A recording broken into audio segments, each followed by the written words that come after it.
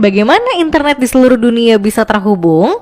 Penjelasan sederhananya adalah internet di seluruh dunia bisa saling terhubung satu sama lain dengan menggunakan teknologi bernama fiber optik.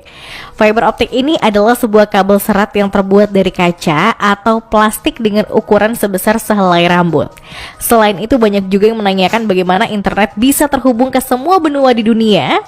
Jawaban dari pertanyaan ini adalah internet terhubung melalui kabel transatlantik komunikasi bawah laut. Kabel yang diletakkan di dasar laut antara stasiun darat ini berguna untuk membawa sinyal telekomunikasi melintasi hamparan lautan. Selain itu, kabel tersebut juga digunakan untuk berbagai jenis lalu lintas telekomunikasi termasuk internet. Kemudian ada juga yang menanyakan, kenapa internet sebagai jaringan komputer skala dunia? Jawaban dari hal ini karena internet merupakan jaringan-jaringan komputer yang terhubung secara mendunia sehingga komunikasi dan transfer data atau file menjadi lebih mudah. Cara internet lintasi lautan. Hingga saat ini banyak orang yang menanyakan bagaimana internet bisa melintasi lautan. Hal ini masuk akal karena terkadang di lautan sendiri susah untuk mendapatkan sinyal, apalagi internet. Dikatakan jika sebagian besar dari apa yang kita lihat dan temukan saat ini di internet dikirimkan dari kabel bawah air. Hal ini karena sekitar 99% dari semua data internasional ditransfer melalui kabel yang membentang di dasar samudera dunia. Selain itu, satelit yang mengorbit pada planet bumi juga membantu melengkapi komunikasi, menyampaikan sinyal jarak jauh atau sebagai cadangan jika terjadi kegagalan komunikasi. Menurut laporan, kabel yang dibentangkan di dasar laut ini lebih membantu dan lebih disukai daripada satelit. Hal ini karena latensi yang jauh lebih rendah dan bandwidth yang lebih tinggi yang akan dicapai. Sederhananya, kabel bawah laut ini berfungsi seperti semacam jalan tol internet yang menghubungkan satu kawasan dengan kawasan lainnya. Jalan tol ini lantas dipakai sebagai jalur untuk mentransmisikan data dari satu tempat ke tempat lainnya lewat internet. Cara data dikirim dan diterima. Hingga saat ini banyak orang yang menanyakan bagaimana internet bisa mentransfer dan mengirim data. Jawaban dari hal ini adalah transmisi data melalui internet ditransmisikan oleh protokol TCP atau IP dalam paket. Selain itu, jumlah paket tergantung pada ukuran datanya masing-masing. Jika semakin besar file, maka akan semakin banyak paket yang dibutuhkan untuk mengirimkan file tersebut. Tidak ada yang pernah melihat secara langsung bagaimana proses tersebut terjadi. Proses ini hanya dapat divisualisasikan dan salah satunya adalah dengan oscillator. Oscillator sendiri adalah model untuk standar komunikasi yang digunakan agar dua device dari vendor yang berbeda dapat saling berkomunikasi. Kabel komunikasi bawah laut pertama.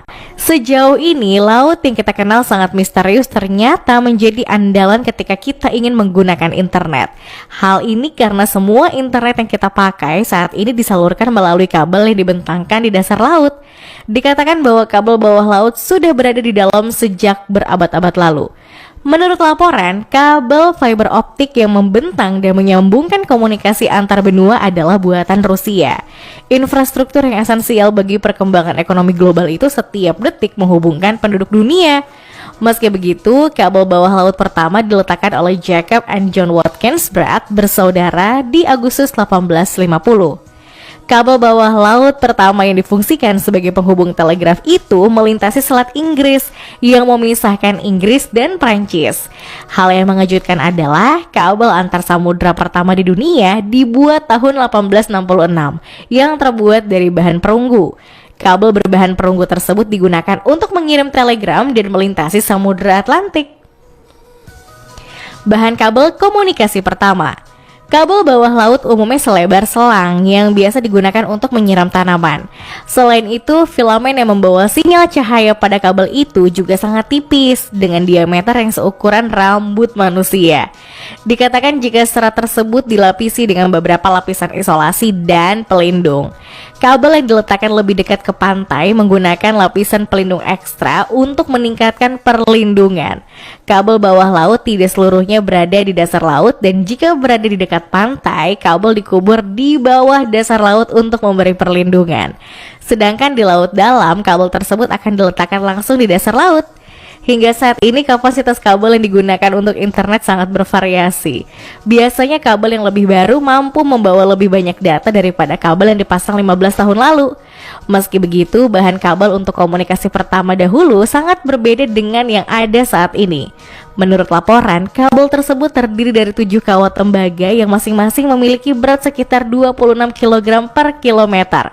Selain itu, kabel tersebut juga ditutupi dengan 3 lapis guta Persia dengan berat sekitar 64 kg per kilometer. Tidak hanya itu, kabel tersebut juga dibungkus dengan terarami, di mana selubung 18 helai yang masing-masing dari 7 kabel besi diletakkan dalam spiral yang rapat, yang memiliki berat hampir 550 kg per kilometer. Kabel data bawah laut era modern. Saat ini, kabel data bawah laut yang digunakan untuk menjangkau internet di seluruh dunia sudah berkembang jauh lebih baik dari sebelumnya. Hal ini karena saat ini kabel yang digunakan menggunakan teknologi serat optik untuk membawa muatan digital yang membawa lalu lintas telepon, internet, dan data pribadi. Dikatakan jika kabel tersebut biasanya berdiameter 69 mm dengan berat sekitar 10 kg per meter.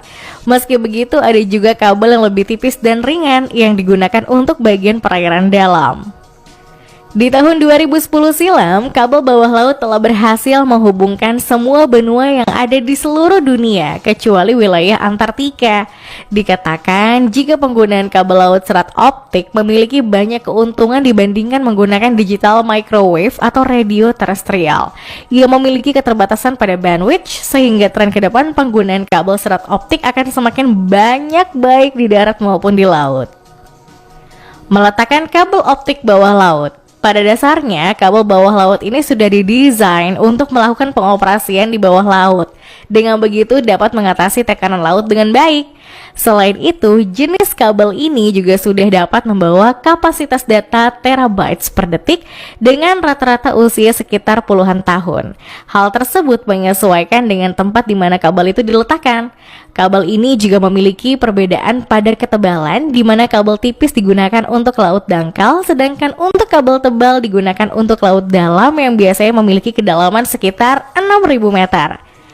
Tidak hanya itu saja, kabel ini juga dapat menahan tekanan dari 12.000 psi ke 22.000 psi yang berperan untuk mengatasi tekanan ekstrim di dasar laut. Umumnya, untuk pemasangan kabel bawah laut ini akan dimulai dari lokasi titik pusat pemasangan atau cable landing station. Menurut laporan, penggelaran atau peletakan kabel laut dilakukan oleh kapal kabel atau cable ship yang dirancang khusus untuk menggelar kabel laut. Kabel ship sendiri memiliki keistimewaan karena tidak dapat menggelar pada lokasi air dangkal, sehingga untuk area air dangkal atau shore end biasanya menggunakan barge kabel yang mampu sampai pada kedalaman air 1 meter. Pernah digigit hiu? Hingga saat ini, Google akan berusaha keras untuk memperkuat beberapa kabel data bawah laut miliknya setelah diserang sekelompok hiu. Kabel serat optik yang membawa lalu lintas internet di seluruh dunia tersebut telah dilindungi oleh serangkaian lapisan agar terlindung dari gerakan yang bisa mematahkan serat kaca.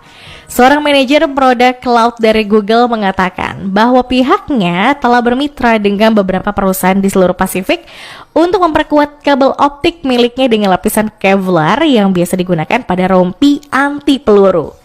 Hal ini bertujuan agar kabel-kabel bawah laut tersebut tidak diserang lagi oleh kawanan hiu. Beberapa waktu lalu, ada sebuah video di media sosial yang memperlihatkan seekor hiu sedang menggigit kabel di bawah laut. Seringnya hiu menggigit kabel bawah laut disebut karena hewan mamalia itu tertarik dengan medan magnet yang tercipta dari tegangan tinggi yang ada di kabel itu.